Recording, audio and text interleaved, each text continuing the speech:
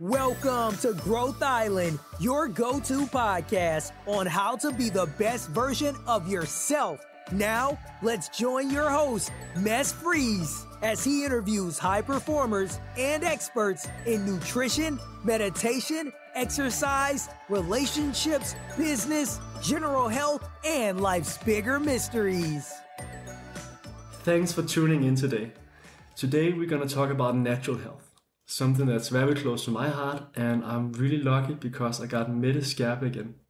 I had the chance to meet her earlier in my life, and she instantly inspired me, and I could see that she was something that had something on her heart and some deep knowledge. So she's one of the leading experts in Denmark within this natural health, and leading by example.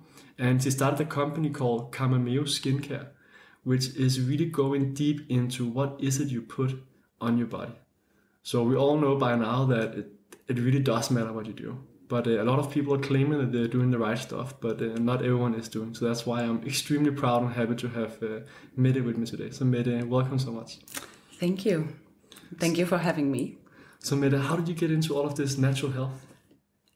Well, I think ever since I was a little girl, there was always something drawing me towards the kitchen and drawing me towards the refrigerator, and very early asking my mom what this thing about being vegetarian was. And I'm from the south of Denmark, where I grew up in a perfectly normal Danish lifestyle with meat and potatoes and everything. So it was not like we became vegetarians, but it was always close to my heart. Then when I was 15, quite by chance, I ended up in a model competition that Ford was having here in Denmark and worldwide. And much to a big surprise to all of us, I ended up winning this competition, and it became a fast train into an international career as a model for 10 years. And of course, in the beginning, this was quite exciting and quite scary and quite confusing. You're a child in an adult world and there's no textbook to learn anything. So the first few years I really spent just working out how to take the metro in London, or what an art director was, or all these little specifics of being in the fashion industry. But after a few years, I started in Milan, and then I moved to Tokyo, and then I moved to London, and then finally hit New York when I was 18. And at this point I was also starting to think, okay, this job, like what is, so all I have to do is stand and wiggle around in front of the camera. But what about my brain, and how will I develop from here? And then just through interest, started visiting the health food stores in New York a lot. And soon thereafter participated in Bachelor of Science in natural health. And that really, really opened my heart up into this beautiful world of taking care of yourself, really, more than anything. And I think in my childhood, around 11 years old, I lost 3 very closely related people in my life, which is, of course, a major turning point in your life. And this always set me off on this great knowledge and understanding that I really had to make the best of life, and that was my responsibility and my obligation, because I understood that life was just something that we borrow for a little while. So I think very rooted in the idea that natural health for me is a means to a happy mind, which is my greatest focus of every day, is to say, how can I ensure that this day is not just wasted? Then I'm also fully aware that if I soil my body, then the effect will be both to my body and my mind.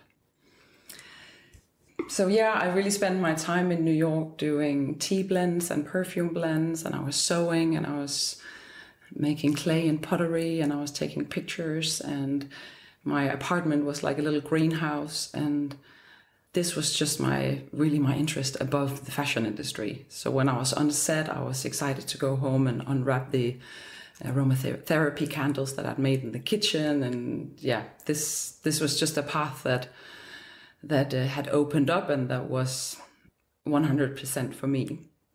So that's really how I ended up into the world of natural health, where of course skincare is a big part of it, and the green wave of natural skincare had started. And I laugh a little bit today when I see the products that I then considered green. Mm-hmm. And of course, the industry is also in a major development. So we get wiser all the time to how we can really make skincare better and better. And when you think about natural health, what are the main pillars in natural health for you? Well, natural health is like a big old beautiful bag of a lot of things, and it may even extend further for one person than to another. But some of the most essential parts of it is what you eat, what you drink, how you sleep, your breathing, getting oxygen into the body. But it's also laughing and being happy, and it's aromatherapy, and it's really this whole package of things that I see as how you stimulate yourself. And we always think of stimulating or stimulants even as something maybe negative, where I love the idea that we should stimulate ourselves in every possible way that we can every day, because it really is a way to improve your happiness.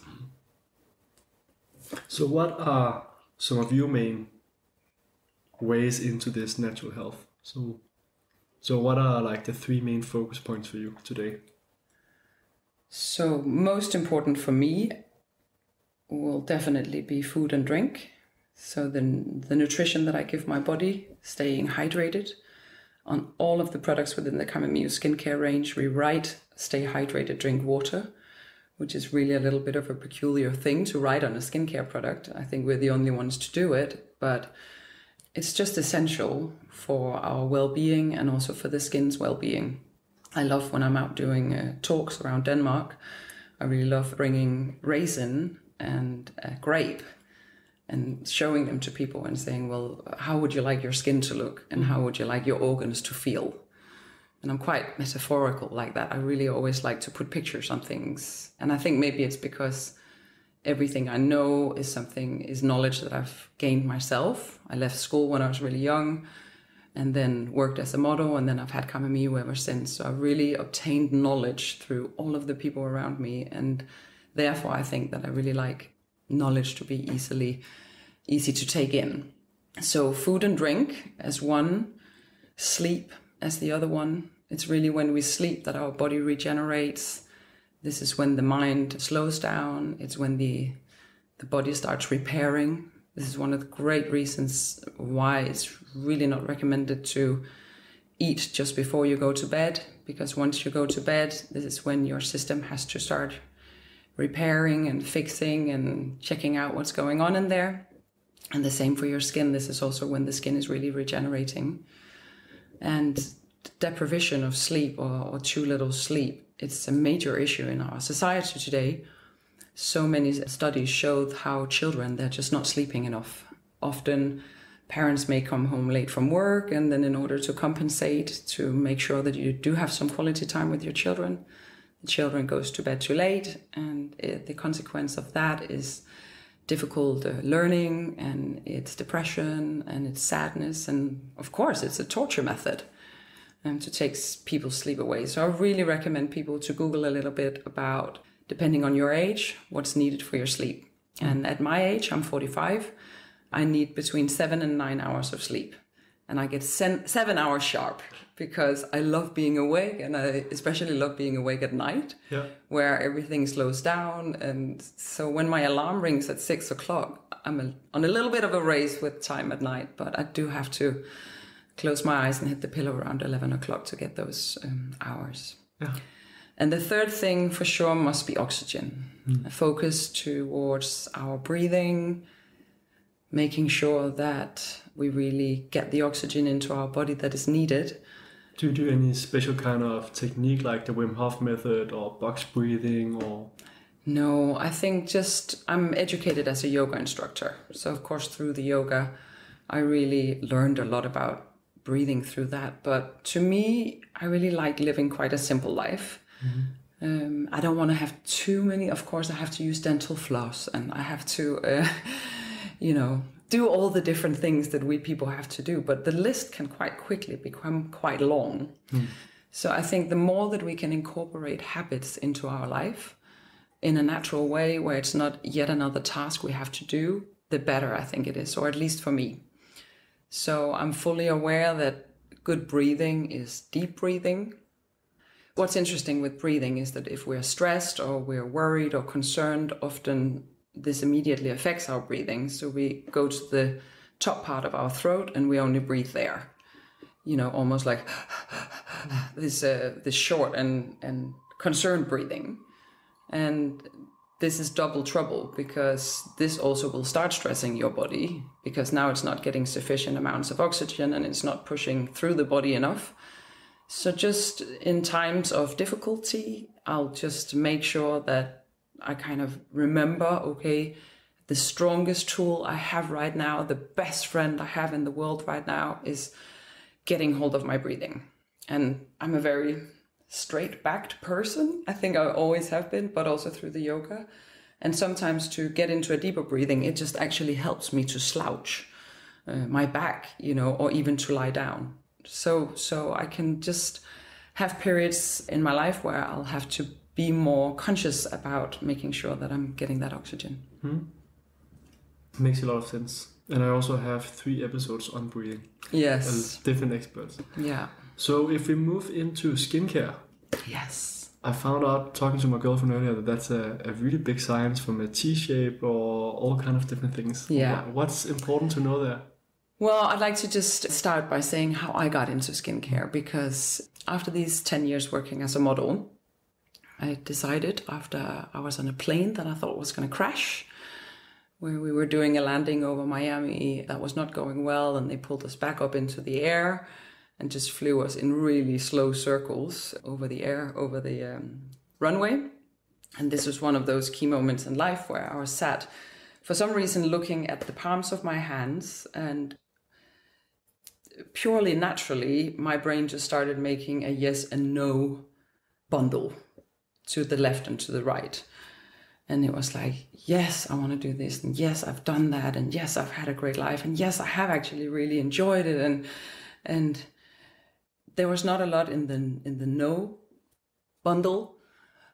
But interestingly, the one thing that really hit me was like, I haven't become a mother. I haven't carried a child. I haven't reproduced, I guess, to take it even into the next level. And I think that was really a wake-up call to me, that at the time or earlier, I had an English boyfriend for many years, and I didn't have a boyfriend at the time. And I just realized, like, okay, it is Denmark where I want to be, so I should go home now before I meet somebody from Australia or whatever. And I was also getting ready to get out of the fashion industry. So I decided to move back home overnight, actually, and then started preparing for it soon thereafter. And coming home to Denmark, a very good girlfriend of mine, Julie, who has always been a great artist, primarily painting. And I just, in a really idealistic, cute way, decided we're going to make a company. We're going to redefine wellness.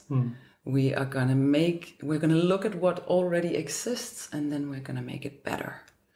So actually, one of the iconic products that we have in the range today is our bathrobe. And I think that was maybe the very first product we designed, which was from sheer frustration that I couldn't find a bathrobe that would go further down than my knee. And it's rather cold in Denmark in the winter. So I was really looking for this product. And that just became the start of Karmameju, which this year celebrates our 20th birthday. Congratulations on that. Thank you.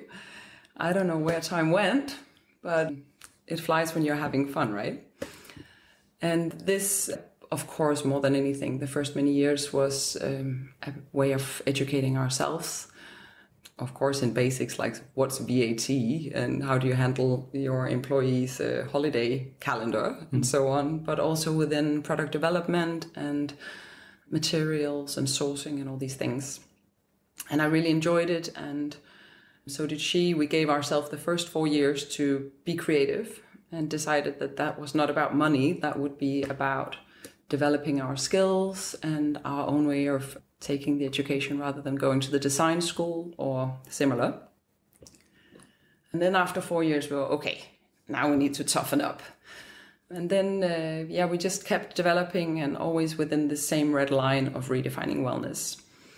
After 8 years, Julie stopped and realized being self-employed was not perfect for her. She's a wonderful nurse today and my best friend. And I took the company from there, and soon thereafter, quite a chance meeting with an incredible aromatherapeutic perfumer from England became the start of Karmameju skincare. So in that respect, I really trust life so much, and I really try to stay so open, because I just know that so many of the things that's happened in my life has happened by chance. And I believe if you stay open and reach out and meet the world with a sense of kindness and curiosity, so many good things will come to you. So I met Richard and convinced myself that of course we could have, it actually started with some scented candles, which of course fitted very well into our living range. And then of course starting to coming at this beautiful factory plant in England, in the countryside, my natural health heart just started beating a lot faster. So very quickly I decided that of course we could have a hand wash and a hand lotion, because that fitted very well into the living range. And especially in Denmark with all these beautiful kitchens, of course we needed to do some beautiful design. And that was around 2009, 2010. So the skincare celebrates the 10th birthday this year. In 2012, the skincare really grew at this point, and we really added up on the numbers of SKUs. And I decided to completely restructure the company and go all in on the skincare. I really felt that this was somewhere where I could really make a difference. You can make beautiful organic towels and many other things, but a lot of brands do that. And I think what I'd always been looking for within my natural health heart was a range of skincare that would combine the pure and the natural, but merge it with the high efficacy ingredients that are clinically proven for their worth, for the skin. And I always found it interesting because that's perfectly feasible to do, but nobody was really doing it. So what's important to look at when you look at skincare? So how do you figure out how to get through the jungle of this is good for you, this is not good for you, and everyone is claiming that they're being organic and having the right natural ingredients? For sure, it's a jungle, and I really understand the complete confusion out there. First, I'd like to just quickly break up what a skincare product is, because you can pretty much take it into the kitchen and compare it with cooking. Let's say you want to make a beautiful sauce of béarnaise. Then you need to have your base within the sauce, and then you need to have the beautiful herbs, so let's say the tarragon, and then you need to have the essence of the béarnaise, and so on. So the base of the sauce would be the base of the cream. This is really often where the problem within skincare lies. We may add water to the formula, and this means we need to preserve it. We may want it to foam. This is the surfactants, all the sulfates used. We may want it to emulsify like the mayonnaise. And it's all these functional ingredients that really more and more are being proven to have a terrible effect for human health. And the most important for me is always to ensure and promise the customers, as well as my daughters are using the products every single day. And I just want to make sure that we never ever use the CMR substances. So this is the cancer substances and ones creating hormonal disruption and the DNA triggers. And how do you identify that? So when I'm standing down in my healthcare shop or wherever, I'm looking at this. Yeah, you don't. No. Of course, there's a really, really good help to find on the internet. For example, there's a website called EWG. And it's the Environmental Working Group, it's American. And if you take one ingredient off the ingredient list and write that name and EWG, then you will go straight into a rating system where they score it from 1 to 10, and it will tell you if there's cancer substances, etc. But of course, this is a major job, and still you need to do it, and even spelling the ingredients can be hard. So I always say that you have to use brands where you trust them. You really read up on what they do. And then I think more than anything, ask questions. We've tried for Karmameju skincare to make it a little bit easier by asking the question, why choose Karmameju skincare? And we've made 5 bullet points explaining exactly what it is that you get when you choose us. And I think that that's a really relevant question to ask any brand. And it may be better asking the brand directly rather than the sales personnel in a big department store, because they have quite an impossible job of having knowledge of maybe 100,000 products. They just do not necessarily have it. But if you're really thinking of changing like your skincare range, ask the brand, what is your key values? What do I get when I use this product? And I think that that's such an important question to ask, because for some brands, it may be it's 100% without perfume or fragrance. That for me, that's not what Karmameju is about. I love fragrance. I love the way that it can stimulate our senses. I'm aware, of course, that there's people that have fragrance allergies, which is why we clearly list that our products have a lot of aromatherapy. We never use synthetic fragrances more than anything, because I find it incomparable to the most amazing dynamic fragrances of nature. But so one brand may say, well, we are 100% without fragrance. Another brand may say, like mine, our focus is on the CMR substances. A third brand, CMI, what's that? CMR. So CMR. This is cancer, mutagenic, and reproductive. So every brand will have their own vision and mission. And I really think the best thing you can do as a customer is ask questions. So that would be, if I go down and look at this brand, it looks kind of cool. I'm like, I should definitely use that. There's a cool logo. It looks organic. They seem to write the right stuff.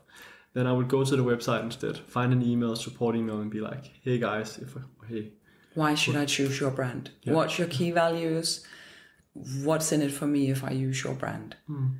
I think greenwashing as a concept, where you make packaging that's looks organic and natural, and you may add elements as trees or berries or whatever onto the packaging, and this is, don't be fooled by that, because that's very easy to do. A lot of brands always also will write with organic aloe vera, but please note, it only says that it's with organic aloe vera. It doesn't say that it's with a base full of organic ingredients or so. And I think the consumer is getting really wise. We have so much information to find online.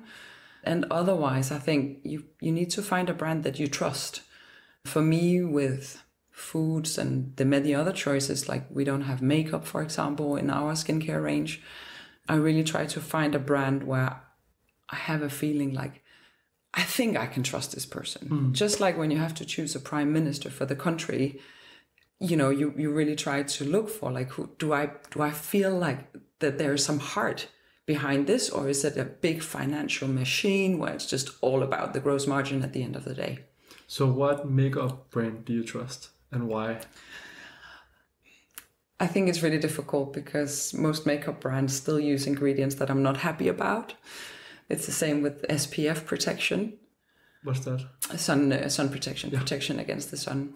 Yeah, that's a big subject as well. This is really, really a big subject. And I think, going back to, like I said before, find people you trust. I can see how many girls write me every month saying to me, what SPF or what sun protection shall I use? What makeup shall I use? What hair products, styling products shall I use? All the products that we don't have. So they've found a trust in what we do with our pure, natural and active skincare. But now they're looking for some help of what to trust. And I think that that's a really fair question. And unfortunately, on the sun, I can't recommend anything unless it's okay to be a little bit sticky and make your skin white. But one of the brands that I really like, that have really they haven't nailed it, because what they've done to compensate for this whiteness and stickiness is add a ton of silicone. So I now have my physical filters, but on the other hand, I have a lot of silicones that I don't want on my skin either. But right now there's no perfect option, and for this reason I can't recommend anything. I think in Denmark So you use sunscreen, or? I use it as sparingly as possible. Yeah. So I'll use it if we go on a holiday to the sun, where we'll be a lot in the water and in the pool, etc. I will use it, and I'll definitely use it on my kids, especially my youngest daughter Mila, who's 9. She'll spend a lot of time in the pool, but I'll also ask her to wear a t-shirt. And you can say in Denmark, we are, in this little instance, we're kind of lucky because we don't have that much sun. So it's not the same as living in Australia where you really need to do it. So we will use sun protection, and sometimes I compromise and we'll just buy the big old bottle of the water resistant, and I'll close my eyes and I know that it's the chemical filters, but it's really because I know it's only for a week. More and more discussions about sun protection is now really in the media, and we need to look at it really I think seriously. it's Hawaii that banned most sunscreen, despite it being so warm, because it's killing the reef, and they also think it's not really fit for humans. Yeah. Well, with sun protections, it's another talk, but you have three options. You either have the chemical filters, they're linked with products with the reproductive system and the hormones, as well as killing the reefs. You have nano, and for all nano ingredients, we have to list on the ingredient list that it's a nanoparticle. And this is because they don't actually know what the consequence can be. Of course, by saying it's nano, we know it's tiny, tiny, tiny. And our skin being our biggest organ, and an organ that absorbs things, when you then make something that's so tiny, the chance that it will actually penetrate into your body is huge. And the concern about nano sun filters, for example, is DNA damage. And then you have the physical filters, the mineral filters left. And they are, unfortunately, can make you feel a little bit sticky, or they can make you look a little bit whiter on the surface of the skin. But that's definitely what I'll opt for any day. Makes sense. So what are some key factors to trust a brand, in your opinion? So when you look at different companies, whether it's food, makeup, sunscreen. Yeah, well, of course, I'm comparing it very much to my own company, because I know that when I got in investors years ago, I said to them, you can move me in every direction, but I'll just never compromise on the products. I will never, ever start cutting ingredients to make a higher gross margin. I will never do fake marketing. I'll never put a drop of something in the product, but use that as the primary marketing. And I'll never put anything in there that I'm not happy my daughters are putting on their skin, or myself, or my friends, or family, or all of our customers. And I could really see them looking at me like, okay, she's serious about that. And I am quite flexible with everything else. I'm always open for new ideas. But on this particular part, they know that if they want me in, then it's going to be under those conditions and terms. So I like the idea of brands having some people behind that are visible, where they kind of put their head out there, you know, like, of course, if somebody has a bad experience with my product, it will link directly to me. So I think I really like smaller brands, and I like brands where there's a person who take the beating if the beating comes. But of course, that's just my opinion. You know? Like, I think it has a lot to do with asking the questions. And then going more into skincare. So one thing of figuring out is you can take the ingredient list. You can go to the website. You can try and type everything in. Yeah. Or you can try and also find brands that seems to be with a front person that can kind of take the beating and see like what are reviews and so on. That's quite easy to Google as well. And you can go on Instagram to see if people are writing stuff about it. Yeah. So if we then say like, okay, this seems to be like, skincare is different depending on your skin as well. Yes. So it's not that simple. It's not just like the same skincare for everyone. Yes. What's important to look into for people that most guys don't have the same knowledge to generalize a bit? Yeah. Guys also have, your skin is a little bit kinder to you. You have a higher sebum production, so your skin is actually better often at maintaining itself, which is interesting. Not saying that it's not good to take care of your skin. But I think, first of all, it's really important to understand that no 2 days are the same. So we have the weather changes, for example, in a country like Denmark, where we really have 4 different seasons. This also means, for some people, a working space with air conditioning sometimes, at other times radiators, both terrible for your skin, and it will really affect how your skin is feeling. Then we have, especially for women, the hormonal changes, and this really affects our skin as well. So you really have to look at your skin and see how it's reacting. You really need to try things out and then kind of try to get a knowledge of what it seems to have a good reaction to. You should always remember you can always go into any shop and say to them, I'd like to have a tester of your face cream before I spend €80 or whatever on buying it. And then they may say, oh, we don't have any small pots to give it in, and the company hasn't made sachets, which are terrible for the environment as well. But you can always, at a regular store, buy little plastic pots. So you can always go into a shop and say, I'd like some samples before actually going on this range. And I think that that's a really good way to start testing off products. But of course, if you have more specific problems with your skin, then it also takes time to see the change. So first of all, you want to see if you have a nice skin feel. Does it feel like your skin can breathe in the products? And is it generally having a nice reaction? Do you like the fragrance? And so on and so forth.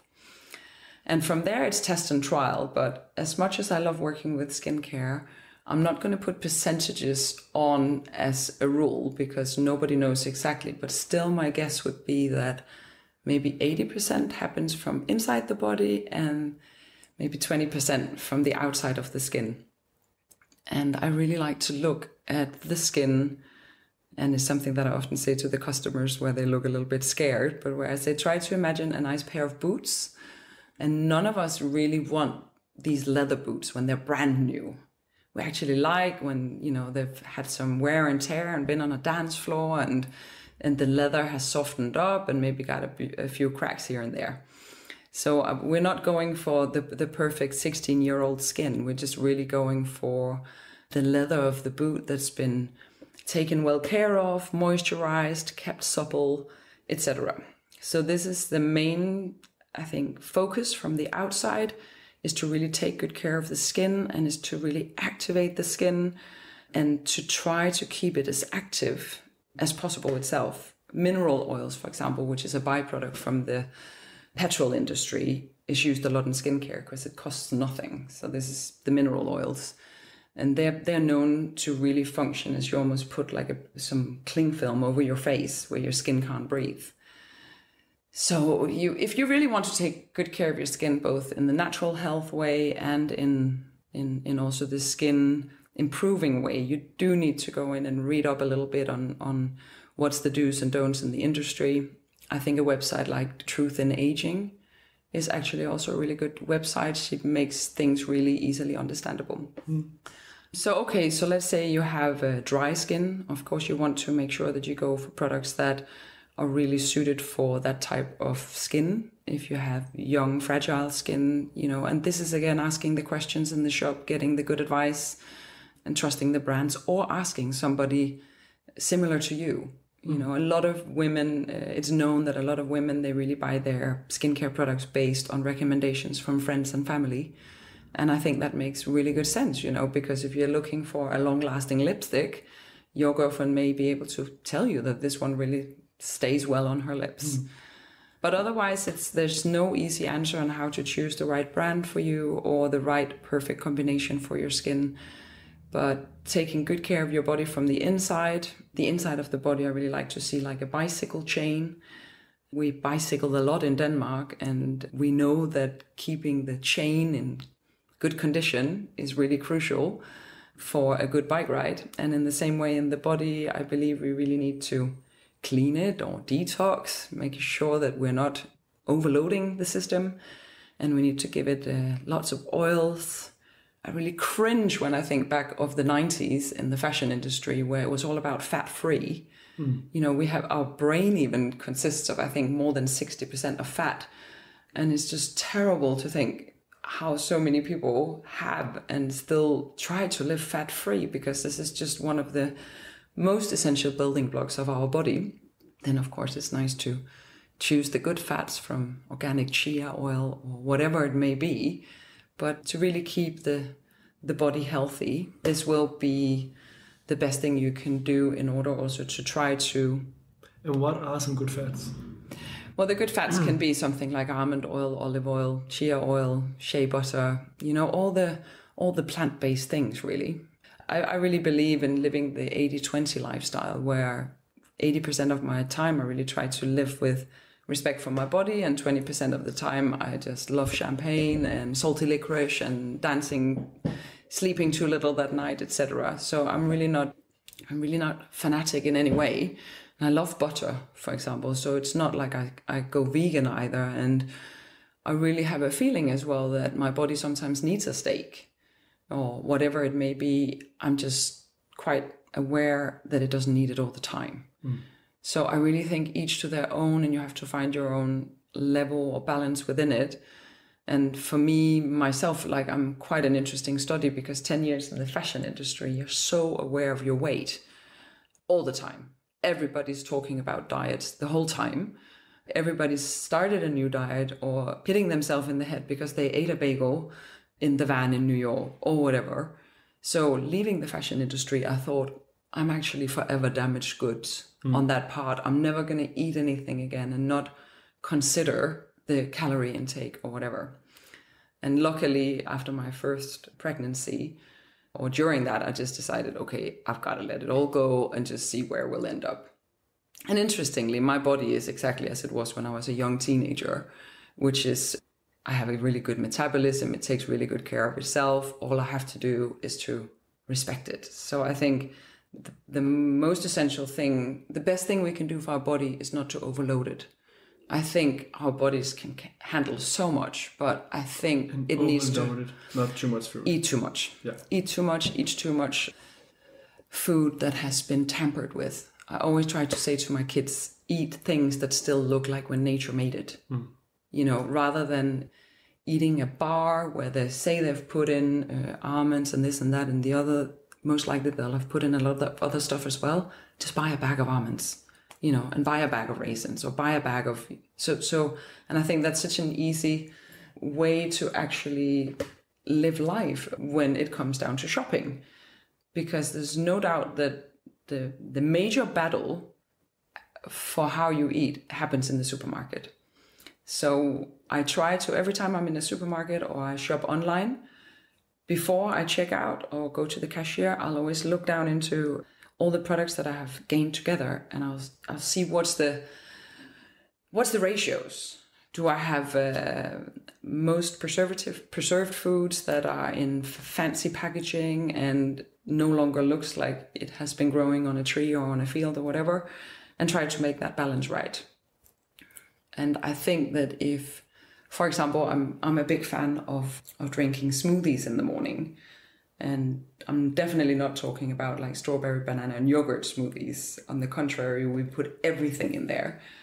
And I can just see how my body completely self-regulates when I give it from 6 in the morning to 12 or whenever I have my lunch to only have fruit, vegetables, nuts, seeds, oils, etc. Superfoods like spirulina or maca or all of these beautiful things available to us today. I just think that it gives the body time to digest what you had for dinner last night. You know, there's these terrible stories of people dying with 5 kilos of rotten meat in their stomach because they always put more on top. So the digestive system never got to the bottom of it. And if you ask people, then very few people actually ever feel hunger, you know, like that pain that can jab into your stomach. And I don't either. If I eat oatmeal for breakfast or bread with cheese or whatever, I'll eat again at lunchtime. Just because I like eating and because everybody else around me is going to eat now. Where if I only eat plant-based for breakfast, at around 11 o'clock, I'll seriously get a jab into my stomach of like, okay, now I'm hungry. And then I'll have some nuts or whatever, you know, to ease over into the lunchtime. So I think our skin is so dependent on what we put into the body and our hormonal cycles and how all of that is swinging in the microbiome, in the gut. And there's so many different things that will affect our skin. And we have to look at how we're eating. Is our diet primarily anti-inflammatory or is it the opposite? If we live a life full of wheat and sugar and alcohol and coffee and meat and stress and pollution, you will see it so much in the skin. So that smoothie. Yes. I'm a big smoothie fan. Yeah. What do we put in? Well, the funny thing is that it has many names because we call it the skin food smoothie and the heart food smoothie and the brain smoothie. And then sometimes it's a crazy smoothie and it seems we can't really land on one word to describe it. And it started with me having some mind boggle over the fact. So the health authorities in Denmark, they suggest that you eat 6 fruit and vegetables during every day. And I was just thinking, my kids are not getting 6 fruit and vegetables a day. For breakfast, I may get them to take a banana or whatever, but often they're tired before an early school start. For lunch, I can make the most incredible lunchbox, but I don't know what's actually consumed of that lunchbox or what's given to friends or swapped around in school. And I know that's out of my control. And then for dinner, of course, often we're home, but often they're also out in food groups or at birthdays with friends or whatever. So I could just see they were not getting them. So I thought, all right, let me start making some smoothies for them in the morning. That'll be easier. And we started really lighthearted with some fruits and probably some yogurt or whatever. And then the nature of who I am, I can't help but start hiding things in them straight away. I do the same no matter what food I make. I'm always just adding some sesame seeds or whatever. I'm always hiding things in there to add that extra nutrients, but where it still stays child-friendly. And then within no time, we were just making the craziest smoothies. So basically on the vegetable side, it may be cabbage, frozen broccoli, frozen spinach. My freezer is just full of frozen things. And luckily in the supermarkets today, you can buy so much of it already washed, prepared, chopped and everything. Then it's beetroot or sea buckthorn or berries or everything that we can get. And I try to vary it because I really believe in a varied diet. On the fruit side, we stay lower on the fruit because it's a lot of sugars, but something like strawberries and pineapple is really good to lay as a nice sweetness over the other ingredients. Then on the superfoods, it may be something like spirulina or chlorella, and I just add tiny amounts. Bee pollen, I try to add every single day because bees, they know stuff about health and nutrition. And we need bees in this world so crazily. And then for the water part, I'll either just add water or coconut water or cold tea from the night before. If it's a really, really good tea, I'll also take the tea from the bag and add to the smoothie. And so then the leaves from the tea? The leaves from the tea, okay. Yeah. And then blend it in? And just blend it in. You can hide everything in there. Most essential, I think, in our smoothies is always chili, ginger, and turmeric. Super anti-inflammatory, but also really a good way to mask some of all the flavors of the cabbage or the spinach or what it may be. But also because I really want them as part of my daily diet, and there's no other way I'm going to get that in those amounts. And even more my daughters, my 16-year-old, I give her half a liter of smoothie like that every morning. And it's not like she's like, oh, yummy. Oh, I love it, Mom. But she really wants it herself because for her, it's just a feel-good factor as well, that she knows she started the day right. She knows she's given her body some great ingredients. And it means that if she has pizza for lunch, she's not going to feel bad about it. But yeah, I have some good friends. They started adding eggs to the smoothies. You could really put anything in there. It's a great way also to avoid food waste. Every time that I can see I have too much of something that we're not going to use because we're going to go on holiday or whatever, I'll chop it up and throw it in the freezer, and it all just becomes part of this smoothie system we have going here. There's a nice inspirational folder on our website. We have a bit of a blog universe called Guides and Rituals, where we try to put up content that's really about this whole belief that we have, which is no beauty without truth. It's very closely related to karma, really. So for me, skincare should only care for the person. It must not have any side effects or adverse effects to the body. So we really try to inspire on this blog page called Guides and Rituals. And in there's a few articles about these smoothies and also a nice PDF folder that you can download and print out and put on your refrigerator, because there's so many things you may not think that you can put in there. It can be stinging nettle or whatever. So it can just be nice for inspiration to get started. But go slow in the beginning, because if you start out with making them too crazy, you're not going to like them. And the digestive system needs to adjust. Yeah, needs to be ready for it as well. Yeah. So that's super important. Awesome, but the smoothie list I'll have to check that out as well. Yeah, it's so interesting what you put in. I also put turmeric and chili and ginger and different things. I'm gonna try and get milk, but I'm not sure what the Danish word is. Dandelion? Yeah. Okay. Dandelion. Apparently I was told when I was a kid that was a horrible thing. Yeah. And now I'm learning that it's an incredible weed. Yeah. And what I really love is all the weeds we have in nature. They are the craziest superfoods. Yeah. And I love this contradiction of how we're like, oh, we hate all the weed and people are pouring terrible chemicals into their gardens to get rid of them and everything. And we should just eat them. Yeah. They're really there for us to eat. You know, it's like Mother Earth saying, oh my God, you know, I'm pushing all this stuff up through the ground and you're just not getting it. Yeah. Yeah. That's amazing to learn about. Yeah. I think that the one thing about the smoothies as well is that there's quite a lot about, so something like turmeric, for example, it really needs to be heated to really release all of its most beautiful qualities, and especially good if it's with a bit of black pepper. So every ingredient has its own little connection with other foods. So what I'll actually do to make this possible on an early school run Monday morning is that every 2 weeks or something, I'll put a nice series on Netflix or whatever in the kitchen on my laptop, and then I'll completely empty out my freezer and my fridge and everything, and then I'll line it all up, and I'll be chopping chili because I still can't buy that frozen, and I'll be warming sweet potato and turmeric in the oven and chopping that all up. And the worst one of them all is the ginger. It really takes time to chop, but when you're watching a good series, it's fine. And then I'll just take the container of the blender, and then I'll just start and then put in some of all the bags, and then while it's still frozen, pour it into a bag, seal it into the freezer, and then I'll make maybe 20 bags. And this means that every morning I just have to get up, take a bag, pour it into the blender, add some liquids, a bit of boiling water for the frozen stuff, some nice superfoods and some nice oils. Push go, it takes about 10 minutes.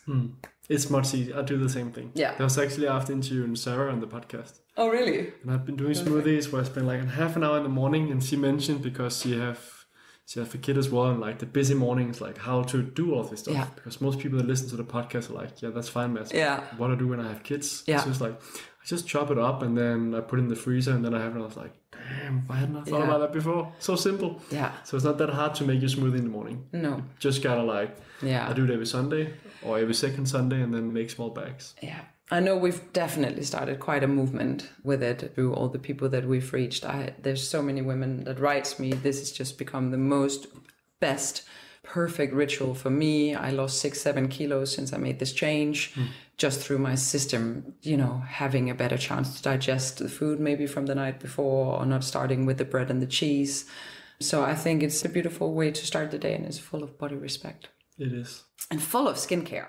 It's really, you know, your skin is going to love it. So there's one important thing. Yes. Is also that you don't eat the same every single morning. Yes. So ideally you want to have bags with different things. So I've pretty much been eating the same smoothie for almost a year. Yeah. And that's not as beneficial as mixing it up with different ingredients. So I think that's really important for people listening. But you can start to make the same ingredients if that's the easiest for you, but be aware at some point to actually change to different things. Yeah, and if you're a little creative, you can't help doing it anyway, you know, because then you start getting curious, and then suddenly when you're in the supermarket, and the supermarkets are just catering more and more for this natural health lifestyle. I love it. I'm so appreciative. I know as well that I'm lucky that I live in a big city, because I know it's not quite the same in the smaller towns, but yeah. For sure. Something about PhD value. pH value. pH value. Yes. The PhD, that's a university degree. Yeah. So what's the pH value? Well, the pH value is something that's in everything around us, pretty much apart from oils, interestingly, are neutral in pH value, and you can't measure a value. But our skin has a pH value, the inside of our body has a pH value. This is why we talk a lot about alkaline diet as opposed to acidic diet. Something like cancer loves to live in an acidic environment. So if you're diagnosed with cancer, it can be really interesting to look at swapping over to live in a very alkaline way, because it'll starve the cells. So basically, inside of our body, science says we function really well in an alkaline environment, but actually our skin has a slightly acidic value. This is actually the skin's immune defense system. So when you've had a nice sleep overnight, and you haven't disturbed your skin's pH, then you'll wake up with a skin pH between like 4.5 and 5.5. This is perfect. The skin is happy. Then you go take a shower. In Denmark, especially, it's very alkaline because we have a lot of minerals in the water. But most of the world is like that, basically. Also in countries where the water smell of chlorine, this is really bad news for your skin. So then you have a nice long shower and you really disturb the skin's pH value. And many scientific studies really document, and they go years and years back, they document the importance of a stable pH value. In sensitive skin, normal skin, it will create extra dryness and irritability. But in dermatologically challenged skin, like psoriasis or rosacea or eczema, all these skin types, is a nightmare. And this is why so many people think, oh, I'm allergic, I have a water allergy, or, people really, really suffer after showering. So I meet a lot of people that will try to shower maybe only every third day. It's both on the scalp and it's in the face and it's on the body. And I think the wound healing part is really interesting as well, because with all the scientific studies that has been done, it's really interesting that there's no more, that we don't have more focus on it, also within the allopathic medicine. So a few years ago, an incredible scientist came to me and said, and I didn't know him from before, and he just said to me, listen, there's something that the industry is just not talking about. And we had some really long and interesting discussions about this matter, and it really made me, I really had a mind warp about, like, how can this be possible? Like, so much money is spent in this industry on research and how to do the best for skin and everything. Like, how can we be missing this point? And of course, there's certain creams adjusted to the skin's pH, or you have soaps for the intimate area, for example, that's adjusted to the pH. But with a product but first of all, the soaps, you'll never use them on the entire body. But plus, you then jump out of the shower to make sure that the rest of the water won't go in and disturb your pH again and raise it up to 7 or 8. And the same with the cream. So let's say you pH level a hand cream. So then you can only use it after you've washed your hands. But what if I'm in the car and my hands are dry and I want to readjust, or I want to apply hand cream there? Then it's bad news if I use a cream with the wrong pH. Okay, so through all the discussions and talks with Jens, it actually took us a few years to nail how to make a product that didn't exist in the market today, but that would really benefit the skin. And we were like, should we make a cream? Is it a soap? Like, yeah, but how do we make sure people wash every little crack of their body? How are we gonna do it? And eventually we ended up realizing we just need to make a really simple solution, serum-like, super easily absorbed, that will immediately, after your shower, use of cleaning products, swimming in the swimming pool full of chlorine or whatever, that straight away will reset your skin's pH to a happy level. And this is really what we work with all the time, is how can we make the skin happy? Because the skin is incredible at maintaining itself as long as it has the right conditions. So then we started testing on all different types of people and just started seeing incredible results with the most simple, beautiful, non-harmful in any way product. And we almost didn't quite know what to do with all the study results, because they were quite overwhelming. And of course, we're not within the medicinal industry, so there's also limits of how much we can claim on a product. So of course, I can inform people that all these scientific studies has documented the need, but I can't say anything about my product doing it. There's a lot of rules about what you're allowed to say. Yeah, and I don't want to go into the medicinal area. So anyway, we launched a product called Hero pH solution back in October last year, and it has just been incredible to see what it's done. We get letters every single week from people where their skin has healed up. They can now shower every day. A mom wrote me the other day that her son has really bad OCD and he washes his hands maybe 40 or 50 times a day, and he used to have big open cracks in his hands and he would be crying when she was putting on creams. And in 3 days, he had used the Hero product. Every time he'd washed his hands, he'd put that on. He really liked it because it was non-greasy. And this really indicates that the only thing that was really troubling his skin was that it never had a stable pH value. So it never had its primary defense system, an immune defense system, working as it should. So all that needed to be changed really, and this is the same with people that may work in a kitchen who washes their hands all the time, or if you wash your hands so regularly, your skin's pH will never lie at the right level. So, and I just love this product so much because if we can strengthen the skin to do its best itself, then I'm happy. That's what I want to do.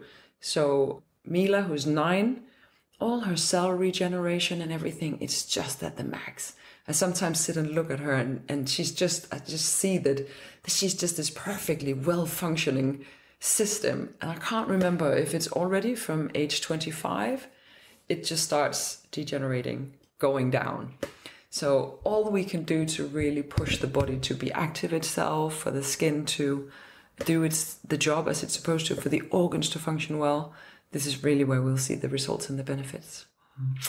So, and again, on the blog site, we've really tried to map out, we both link to all the scientific studies, because I think this is really equivalent of me saying to you, you need to start using something called toothpaste.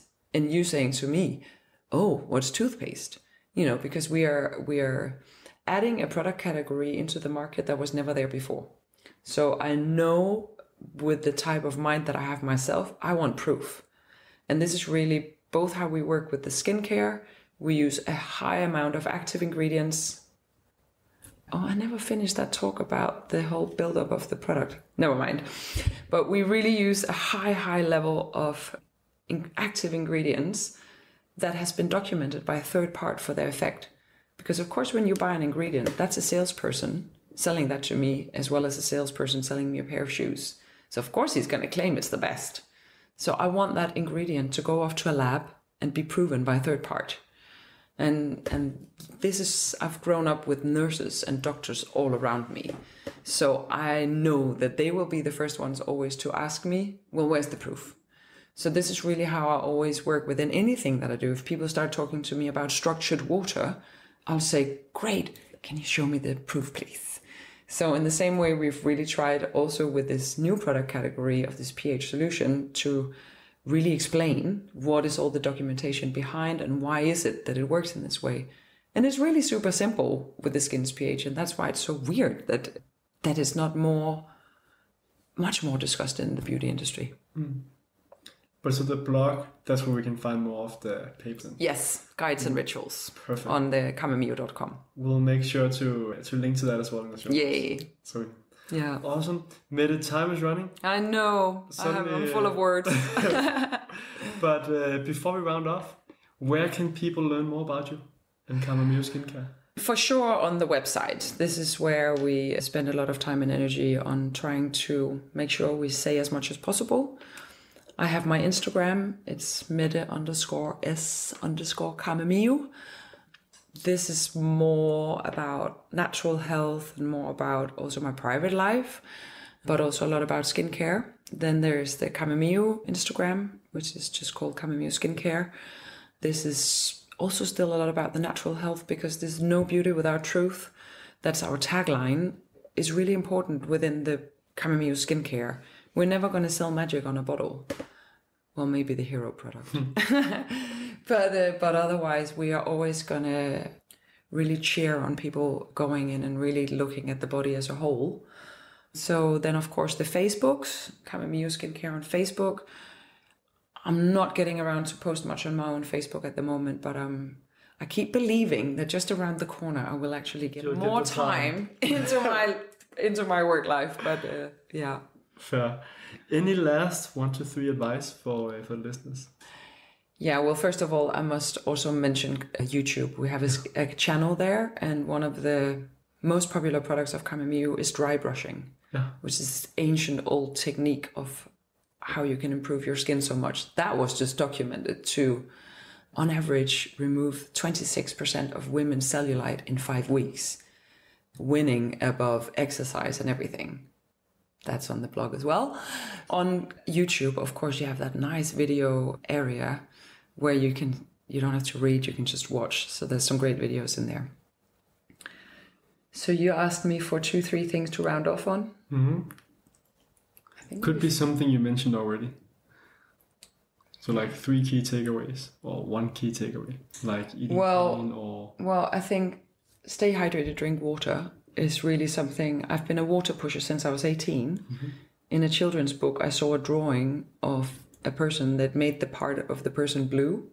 That was kind of how much water we consist of, and that really shocked the pants off me. So I think if you want to start to do something that's good for your skin, for your brain, for energy levels, for your mood, make sure that every day you actually have a focus on drinking water. Buy a nice glass water bottle, put 3 rubber bands on, fill it up in the morning. The first time you fill it up, or the second time you fill it off, take off a rubber band. Then when you fill it up again, take off the next rubber band. Be a hardcore boss on that one, on yourself. Drink water, breathe, and sleep. It is the key essentials of a happy life, I believe. Perfect. Mette, thank you so much for your time. Thank you. Appreciate it. Yeah, it was lovely. Thanks for listening to this episode of Growth Island. Be sure to subscribe for more episodes on how to be the best version of yourself. And if you found this show helpful, then please leave us a review so more people will learn about the podcast, or share it with a friend who can benefit from it too. Thank you again and have a wonderful day.